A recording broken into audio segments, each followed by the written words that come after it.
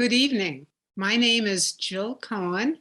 I am a member of the League of Women Voters of Washtenaw County.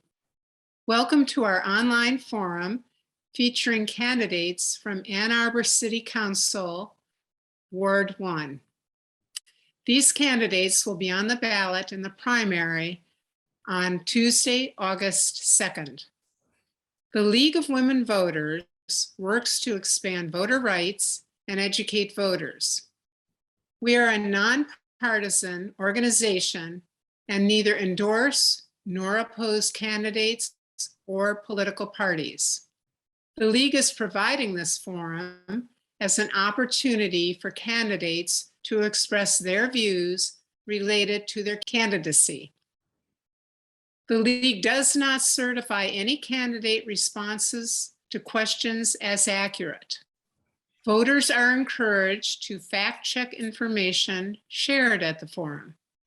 We bring you tonight's forum because we believe that respectful sharing of views on community issues is vital to the functioning of American democracy. Our moderator this evening is Joan Sempiri, who will explain the format and get us started.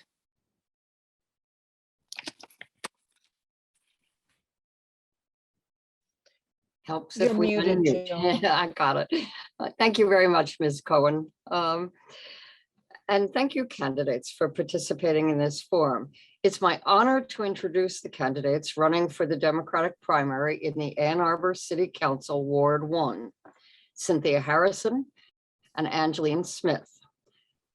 Thank you for participating. The forum will follow this format. Each candidate will have an opening statement of up to 1 minute. Each will have a closing statement of up to 90 seconds. In between, I will ask questions that came in from the community. Each candidate will have 2 minutes to respond to those questions. At appropriate times, the timer will raise a sign on her screen indicating the time remaining. 30 seconds, and then stop. If you've used your time, you will be allowed to finish the sentence, and then your microphone will be muted so that the other candidate has an equal opportunity to participate. The candidates will begin speaking in alphabetical order by last name. Each of you will have an opportunity to be the first or the last to answer questions. We're now ready for your opening statement, Ms. Harrison. Hello, I'm Cynthia Harrison, a lifelong resident of Ann Arbor. I'm grateful for this opportunity to introduce myself on this historic day where Ketanji Brown Jackson was sworn in as Supreme Court Justice, making history as the first Black woman justice. Justice Jackson will represent Black women and all Americans, just as I will do for all residents of Ward 1 on Ann Arbor City Council. I'm a Democrat running for City Council in Ward 1. I grew up a proud daughter of a UAW auto professional and the first Black nurse to work for Ann Arbor Public School System. My parents instilled in me the value of hard work from a young age. And from a young age, I understood the importance of giving back to this beautiful community. I know the city inside out and I love it. And as I've watched friends and family be forced to move because it has become increasingly unaffordable, I know that it is really important that when we look at our policies and practices, we think about equality and justice for all. Thank you. Thank you. And now, Ms. Smith, may we have your opening statement? Sure. I'd like to thank the League of Women Voters for the opportunity to address you today. My name is Angeline Smith, and I am running for Ann Arbor City Council because I would like the city of Ann Arbor to be the liberal town that it is always claimed to be. I'm running for Ann Arbor City Council because I would like to experience the liberal values of diversity, equity, and inclusion that the Democratic Party is known for. I'm running for Ann Arbor City Council because I would like to influence the use of metrics as decisions are made on your behalf by our government. And I look forward to telling you more about how I can do that as the forum continues.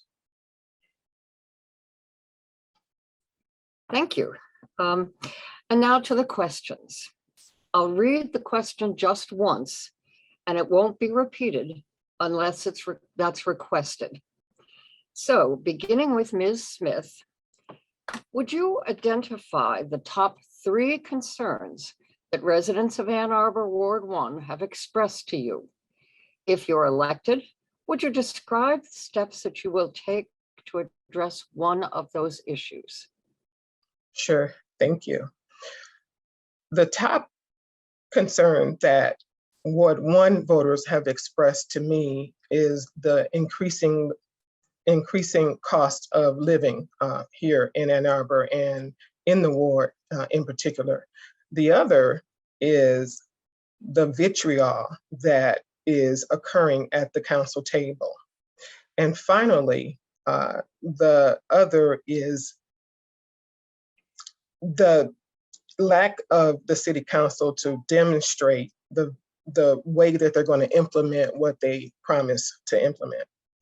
I'll take the latter, the implementation of policies. As an accountant and as a small business consultant, helping nonprofits manage their operations and reach their goals, I think I can help by influencing the use of metrics as we look at how the goals that we're trying to attain are being implemented. Further, I understand that the implementation phase takes place with the staff. However, when there is a decision to be made at the table, at the policy making point, there is the perspective of how the projects will be implemented that we can consider as we make our decisions. And that's how I can help influence the use of metrics so that the public can actually see and there is some accountability that we are doing what we say we can do. Thank you. Thank you very much, Ms. Smith. Ms. Harrison.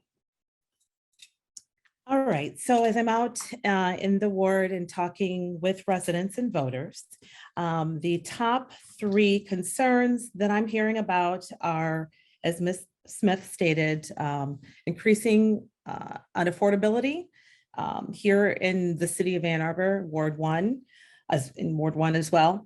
I'm hearing also about basic city services. Those are top of mind for me as it pertains to the concern of residents, and concerns about increased traffic along Pontiac Trail as well as the Barton exit. So I am going to choose basic city services. Those are top of mind for me right now as we look at budgets and, we look at I can't actually, we'll tie it into the traffic concern. When it comes to basic city services, I think about multimodal means of transportation, walking, biking, the ability to be able to do that safely, to get to the parks that we enjoy so much, to get to our downtown area. I think it's really important that we think about the infrastructure, and I'm going to rope in affordable housing to that as well. I think that when we're talking about further development, it's important to think of transit corridor zoning so that we can have less vehicles on the road and more safety along those using multiple means of transportation, like walking and biking and things. So basic city services. Thank you. Thank you. And we'll come back to you, Ms. Harrison, with the next question. You've both mentioned affordable housing and home prices. Ann Arbor's home prices continue to increase, with the median price of a home now over $430,000, according to reporting from MLive. What are the respective roles of city government and private market forces in addressing the shortage of housing, especially affordable units? And do you think that the new accessory dwelling unit standards will help with that? Um, Thank you for the question. I think that the housing issue is important for us to address. I spoke with someone yesterday that is considering leaving town because her home is paid off, but she's increasingly unable to afford the taxes that are increasing. So I think that it's really important for us to be looking at ways that we can increase affordable housing within Ann Arbor. I believe that we need to address the zoning laws. And when you reference accessory dwelling units, that can be a way to address the zoning laws in this town. And we need to upzone so that we build buildings and allow multiple families to live under one roof. I think also we need to increase market housing, housing at a market rate, as well as workforce housing. Because we have too many people driving into this town to work, and it's a real issue. I think if we have more housing in general that pay into the taxes, that will help with affordability. And we also need to be really looking at how we can increase the percentages of affordable housing within the development that we have coming up. Thank you. Thank you. And Ms. Smith. I believe the role of government and the private market should work hand in hand. As someone who has strong democratic values, I do believe that the role of government has a strong role to play in influencing the market as they can and in an equitable fashion. So, for example, if we have what we have right now with the average housing cost in Ann Arbor being so high, and we are inviting developers who have the right to come into our city and build, I believe government has the ability and, in my opinion, the obligation to be sure that as the developers are getting the permits to build what they'd like to build and fill the demand for housing that our city has, that the government, the city council, has an obligation to negotiate in a fair way, but also in a manner that is in the best interest of the residents of the city. And one of the ways that that can be done is by incentivizing the developers to build affordable housing and actually to build sustainable housing. And as far as the ADUs, I believe that what I'm hearing with regard to affordable housing is not enough. What I'm understanding that our city is endeavoring to do is build housing that has to do with government subsidies. However, there are working class people who do not qualify for those. And I'm a proponent of building cooperatives where people can come together and form a corporation and get financing together and keep that equity within the corporations so that the cost to live would be much lower. Thank you. And thank you. Ms. Smith, we'll come back to you for this next question. What is your position on the city's environmental initiatives, such as the Climate Action Plan, known as A20, and sustainable electric utilities? What can the city do to achieve the goal of reducing miles traveled by 50% by the year 2030, for example? I think I heard the question. It kind of garbled in the middle of it when you got to the miles traveled part. If you could repeat, maybe start the timer for me after you repeat the question. Sure. That would be very helpful. What can the city do to achieve the goal of reducing miles traveled by 50% by the year 2030 as part of the A20? Okay, I think I got it. So you read the last part of it. Okay, so the first part that comes to mind, and it has to do with what I spoke about in the introduction. So this is an opportunity to give you an example of what I mean by using metrics to measure productivity and actually achieving the goals that we set out to. So if there are metrics in place or key performance indicators in place that go along with the plan to get to carbon neutrality by 2030, as the A20 plan endeavors to do, as we go along that path, let's say we're 2 years in, are we able to actually in some way that we can quantify or even qualify how far along that we are? And if we're not, we would get the opportunity to course correct so that we can ensure that we reach that goal. In terms of the miles traveled being reduced, I think that goes back to the affordable housing and the development. And as my opponent mentioned, the transit corridor, building along a transit corridor is a fantastic way to do that because you're looking at building smaller walkable communities so that vehicles don't have to be used as people walk around and bike around their communities to get things done. And so I think that would be a feasible way to reduce those miles traveled. Thank you. Thank you very much. Would you mind? Is it okay for you to repeat that question? Would you Sure. mind? That was rather a long and involved one. What is your position on the city's environmental initiatives, such as the Climate Action Plan, known as A20, and sustainable electric utilities? For example, what can the city do to achieve the goal of reducing miles traveled by 50% by the year 2030? All right. Thank you for that question.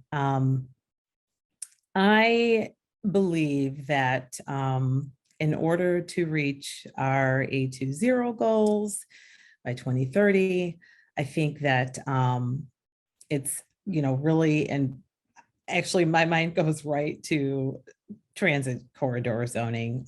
First off, because like I mentioned earlier, we have 84,000 vehicles driving into, commuting into the city daily. And I really believe that if more individuals or service professionals or teachers, those, city employees, everybody who is driving in to work here, if they're able to live here and also maybe possibly live here without having to drive a vehicle, that is the #1 way to cut down on miles driven and emissions from single occupancy vehicles driving into the town daily, in and out.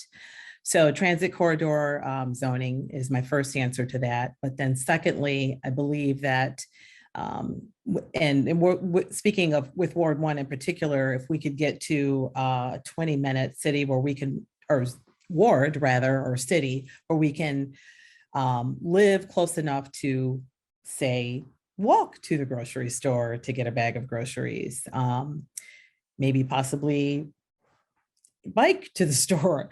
I think Ward 1 is, out of the 5 wards, I believe we are in the least. I think we're doing the worst with that. It takes much longer to get to. You cannot walk in 20 minutes to a grocery store. So I believe creating multi-use housing will help with that. Thank you. Thank you. So the Ann Arbor City Council has a reputation for contentious meetings and exchanges. Is this reputation deserved? If elected, how do you plan to work together with fellow council members to best serve the city's residents? And Ms. Harrison, we'll start again with you. First question was, is that reputation deserved? I would say yes. We see it. We've seen it as we watch our city council meetings. I personally, think it's a necessary, and it's a distraction from achieving the goals that we need to achieve for the city, for voters, and for our, in particular, our Ward 1 residents.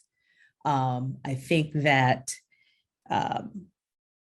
you know, you need to be able to reach across, I want to say the aisle, but in our case, we're all Democrats, but we all do have, some of us have different goals in mind. And I think it's important to be able to work with your fellow city council member in order to achieve what we're trying to achieve for the city.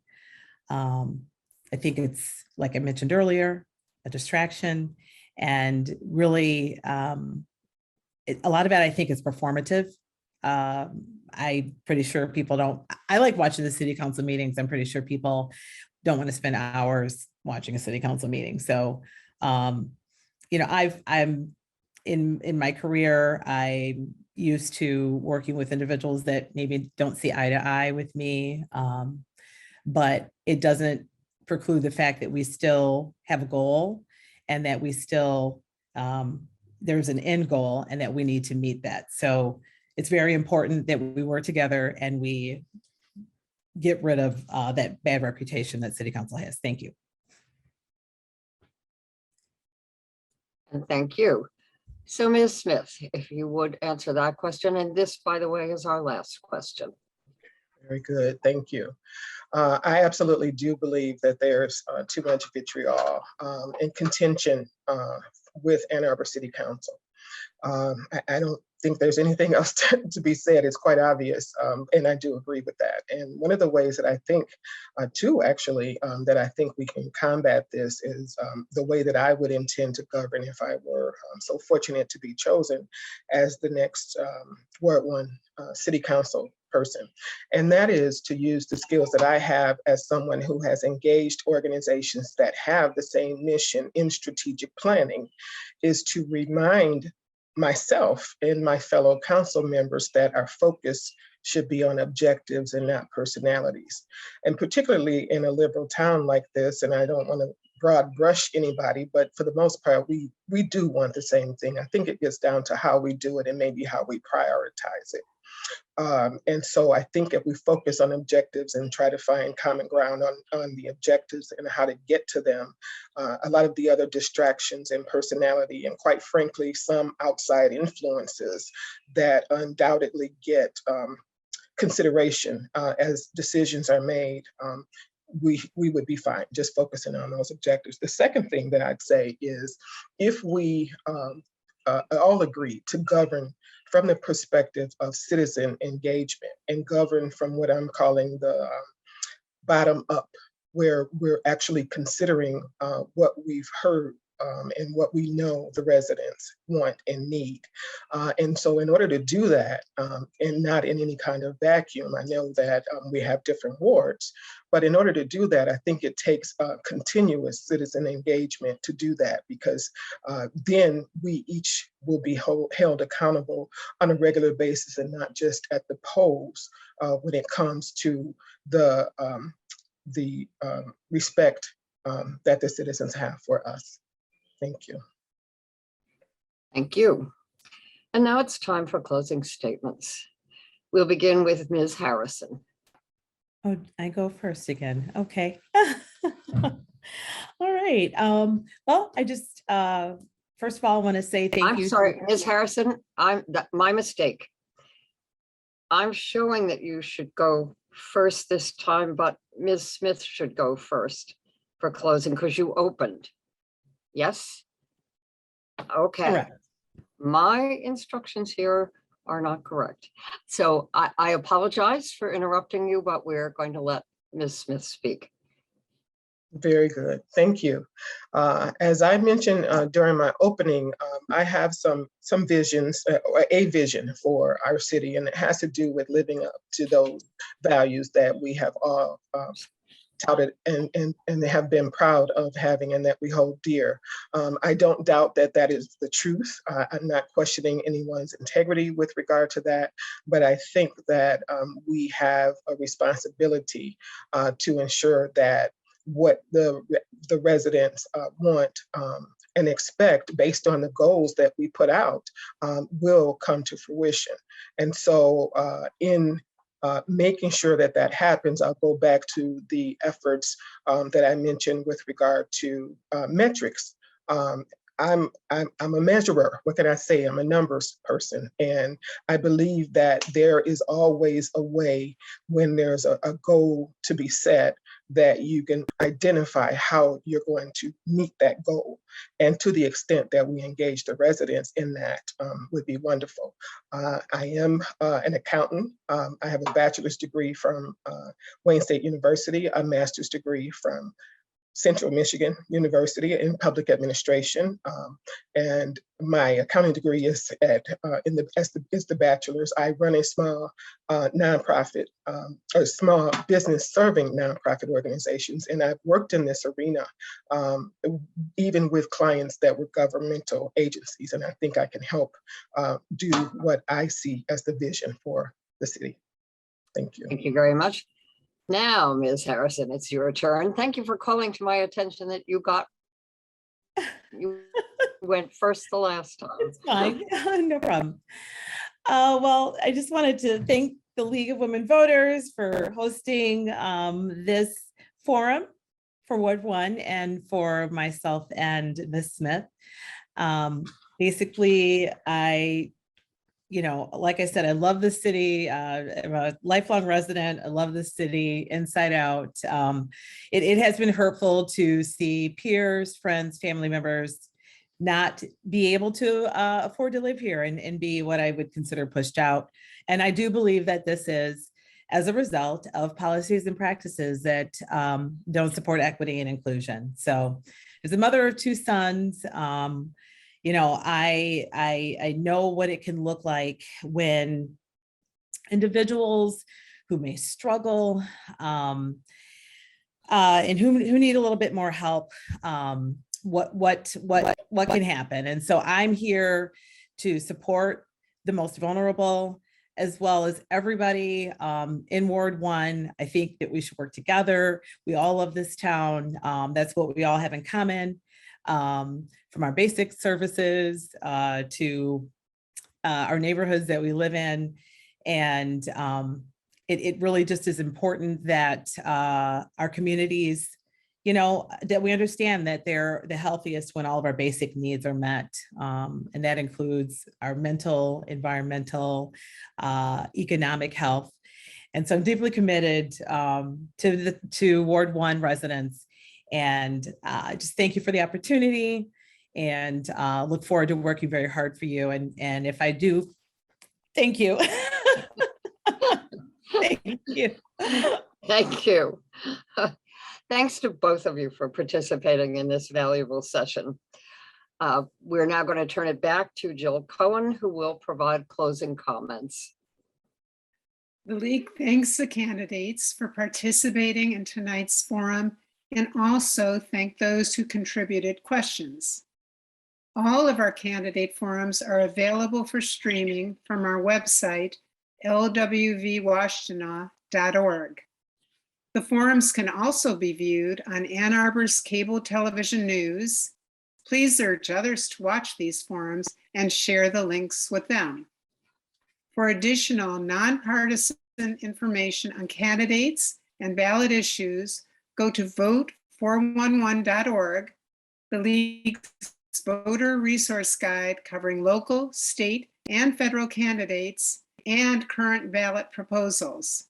As a reminder, all voters are now eligible to cast an absentee ballot, and Michigan law provides for Election Day registration. Whether by absentee ballot or in person, please vote in the August 2nd primary election. Thank you and have a good evening.